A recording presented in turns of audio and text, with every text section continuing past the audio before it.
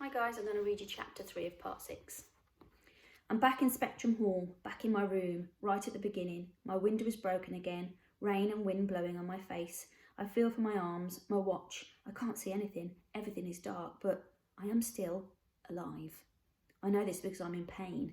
There is pain all over, throbbing in my head, in my arms, in my legs. Pain I felt before from a metal crutch. I groan, try to move, and 1,000 nerves scream at me. Then, just as before in my room, there are pigeons pecking at me, pulling my hair, pulling at my clothes, my ears and nose. Wake up, Kester, we can't do this alone. Help us.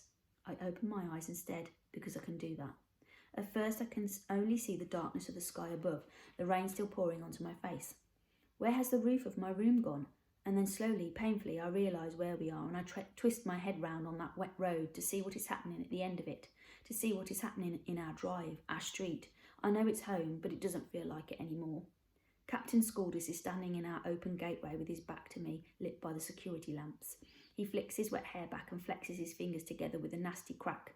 I hear a scream from the other side of the road. Polly. I can't speak. I can't move. The pigeons fuss and pull at my hair. Scaldis points his crutch at the sky. I flinch, but there's no shot.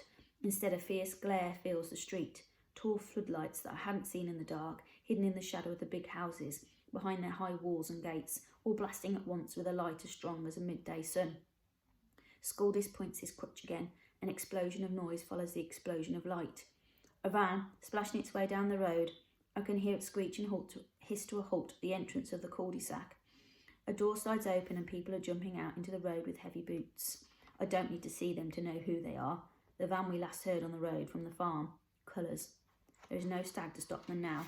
Scaldis and the Colours van have blocked the only way out. My world is surrounded by high walls and gates. Pain shoots through my neck and spine, but I force myself to turn and watch. The captain leaps further into the road and Polly runs forward to meet him. They're arguing. Then Scaldis grabs Polly and pins her to him with one crutch before pointing the other directly at the wild. The street falls quiet. Not a sound from anyone, just the rain splashing down in sheets. So, little girls, I hear. As you can see, Captain Scaldis always finishes his job. He swings his crutch round and round, pointing at and naming all the different animals in turn, at otters and polecats and rabbits, like they've ever done anything to him. Then he turns to her and, as if he's asking her to choose her favourite colour, says, "So, which one would you like me to kill first, please, little girls?" Polly doesn't reply to Captain Scaldis, but just gives a little gasp of pain as he squeezes his other arm tighter round her neck.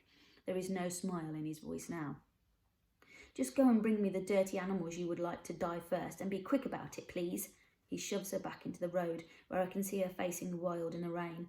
"And remember, Uncle Scaldis is watching, so no funny tricks, my little chickadee," he says, waving the gun crutch at her.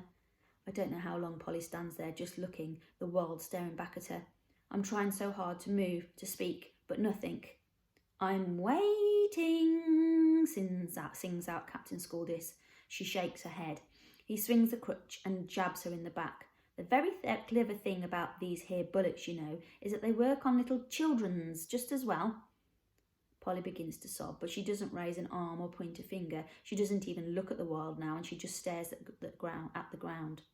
Scaldis stamps a crutch on the ground crossly. "Very well, have it your way," he says, and then starts to have a little conversation with himself. "Oh, what's that you say, little girls? You choose this sick beastie over here?" He points the gun crutch at one of the wild, the quivering elderly hare. "The long-eared rabbity thing. Very good. Are you sure?" Polly doesn't react. "I said, are you sure?" repeats Scaldis, jabbing her in the back of the legs. She gives the tiniest nod. "Thank you, little one. Now look, how easy it is." As a bang, wisps of smoke in the wet air, and then, with a short sigh, as if he was only breathing out, the hare slumps over onto the ground, a dark dot oozing right between his eyes, his long ears splayed out on the ground. The first animal who came and answered my call in the forest. He thought I'd saved him. Polly gives a choked scream, like it died in her throat. "One down, 99 to go," says Scaldis. The others begin to panic, rabbits scrabbling all directions, polecats attempting to squeeze under gates, pine martins scrambling over walls. I try to move, but waves of pain flood my brain, pinning me to the ground. Scaldis raises his crutch again, carefully takes aim, so cool, so calm, like he's taking pot shots at tin cans in a fairground, and there's another bang. My wild are disappearing before my very eyes. I can't talk to them. All I can hear is the firing gun crutch and Polly sobbing. I slump back down. It's a nightmare and I can't wake up. Wet feathers and claws fluster next to me. Kester, you have to save them now. You have to. It's no good. It's over. Dad's not here. I tried. Kester, you promised the stag. You have to save them. No, I'm just a boy. He's a maniac. I haven't got a gun. I can't walk. I roll over away from them onto my side. I can just see a blur of white feathers out of the corner of my eye. I've saved this from the stag. I promised it for you. The white pigeon still makes no sense, but this time he's insistent. Yes, we saved from the stag for you. And then he's pressing something against my clenched hand. Something sharp as a dagger, something held in his beak. It's a curved piece of pointed bone shot from a stag's horn. The pigeons must have picked it off the road and kept it all this time. More shots echo around the cul-de-sac. I think of the stag lying in the wasteland. I think of everything he said to me. I look at the white pigeon pecking at my hand, his funny orange eyes. I clench the horn tight and slowly raise myself up, trying to breathe. Please hurry, Kester, please, you have to. Take it, use it. Still gasping for breath, on my hands and knees, I look down through our gates beyond Scaldis and Polly. Wolf cub, I shout, but the only sound I make is a hoarse croak. I stagger to my feet, unable to stand up properly. Doubled over, I shake my head, trying to see straight. Wolf cub, I shout again, louder this time. Wildness, comes the reply that I can only hear just above the shooting and screaming. Your father looks like the man from the fish road, calls the wolf cub, and he's firing his stick at us. This is the worst cure in the world. That's because he is the man from the fish road, I shout back. Then I shall tear out his eyes and his throat, comes the growl reply. I shall overcome my fear of his fire stick. I'm not near enough yet. No, wait, wolf cub. You are brave. You do not need to prove it now. Wait for my command. It's too late. The wolf cub leaps out between the animals, skidding for cover, his grey body pounding across the road towards Scaldis and Polly. Anyone else would run from a wolf leaping at their throat, but not Captain Scaldis. All he does is raise his crutch, just like that, as Wolf Cub flies towards him, jaws barred to their max, and then I'm running too, forcing and sucking breath down through my stinging windpipe. The Wolf Cub and I lock eyes over Scaldis' shoulder. I know he can read the signal in my eyes, but it's too late. He's already jumping through the air, and I find I'm jumping too, the stag horn clutched in my outstretched hand, throwing myself at the captain's back, and he lurches to the left as I tackle him. But as he falls under my weight, there's a single shot, and an invisible hand slams the wolf cub in the chest, hurling him to the ground. Now it's the turn of my eyes to go red, not with virus, but with rage. Before he can pick himself up, I'm on top of Captain Scaldis. I've got the staghorn in my hand, and I'm trying to stab him. I never knew it was possible to hate one person so much, but Scaldis has his hand around my wrist. His grip is tight and strong, hurting me. He's smiling. Water splashes in his eyes. I'm trying to stab him, and he's smiling. Polly runs over to Wolf Cub, lying sprawled out on the hard tarmac, a dark puddle oozing out from a hole in his side. What are you going to do? She asks. She speaks so quietly I can only just hear above the pitter-patter of the rain. She doesn't talk to me, but into her chest, looking at Wolf Cub's head held in her hands as he shivers and coughs. You aren't going to let him kill all the animals, are you? I shake my head. I wish I could explain, wish that my eyes could hold letters, that my face was a book. Scaldis squeezes my wrist tighter and tighter, trying to make me drop the staghorn, but he's looking at something over my shoulder. I turn to see his colours running down the street towards us with their rubber suits and boots. It's over, children, Scaldis says with a smug grin as the colours draw near. Why bother for these nasty animals? It's either your infectious beasties or the human souls in this here city. You have to choose. Who do you want to live? I look at Polly and at Wolf Cub, at the houses surrounding us, houses I thought of whenever I imagined home, which now look so unfriendly, so silent, and I press the point of the horn against his skin, a white spot in white throat, pushing the blood away, pushing until...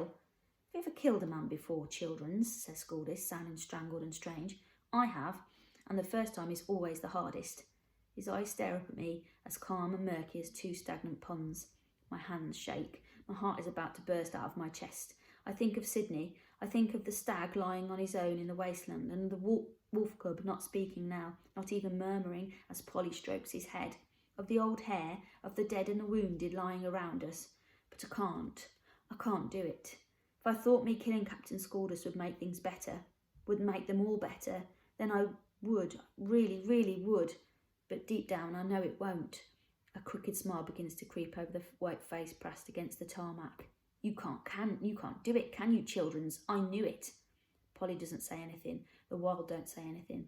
With a lurch, a hole seems to open up in the pit of my stomach, and inside I feel like I'm falling, as I realise that the stag was right. A great stag always faces his fate. My shoulders sink, and I loosen my grip. Scaldis grabs the horn out of my hand and flings it against the wall of the house, where it clatters uselessly to the ground. No, don't, shouts Polly, but it's too late. The colours leap on me, pulling my arms tight behind my back, squashing my face to the road. Polly is staring at us with her mouth hanging wide open, like she's the one who can't speak now. Captain Scaldis picks himself up, brushes the dust and mud off his jacket and straightens his tie, looking naked without his crutches, standing unsteadily, holding his hands out for balance. Childrens, when will you ever learn? Don't get involved in things you don't understand. He laughs to himself and then quickly bends right over. At first I think he's lost his balance, but he's just pulling up his trouser leg. I get a glimpse of a scarred and mangled calf and something else, pulled free from a strap with a flourish, a flash of steel, which now dances between his hands, catching the light. A short, flat spear, the kind you attach to guns or crutches. A bayonet. The animals shuffle back in alarm, but I hold my head up, stare Scaldis right in the face and smile. I don't think I said anything funny. Would you like to explain the joke, boy children? Says Captain Scaldis, twirling the bayonet. I'm smiling because of the noise. He stares at me smugly, like he's just won the game. Unluckily for him, in this game, the noise I can hear gives me the courage to hold up my head and stare Scaldis right back in the eye, because there are giant hoofs pounding down the street towards us, hoofs that can only belong to one creature in the world. Polly can hear it now as well, and she's looking up at me, daring to give a half smile. Then the other animals can hear it too, and they're cheering, and Scaldis has turned around, as have the colours, but it's too late. The huge set of horns collides with the men in rubber suits, tossing them out of the way like they were rag dolls, barging straight through and skidding to a halt, snorting and pawing the ground right in front of me. His eyes are a fierce red, sweat foams and drips from his flank. He heaves for breath, and his horns are chipped and bent, but he's here. He came back for us. He came back. The stag, he says between gasp breaths, saved himself at one last fight. Scaldis just stares at him. He stares at the slumped bodies of the unconscious colours. He's gone bone white. The stag looks at the wolf cub on the ground, a tiny light still flickering in his eyes. Did the man with the sticks do this? I nod. The stag walks toward Captain Scaldis, who crouches down, smiling his sharp-toothed smile. Come on, you big lovely brute, he says, jabbing the air with his bayonet. Let's be having you. For the first and last time, the great stag from the last wild speaks to Captain Scaldis, speaks to him in a voice he will never ever understand. Man, in the name of all those whom you have killed, prepare to meet your fate. Then he throws his head back and bellows so loud that the windows of all the smart houses shake, and I do nothing to try and stop him as the stag charges at the man who tried to kill his wild, leaping clean off the ground, his horns lowered.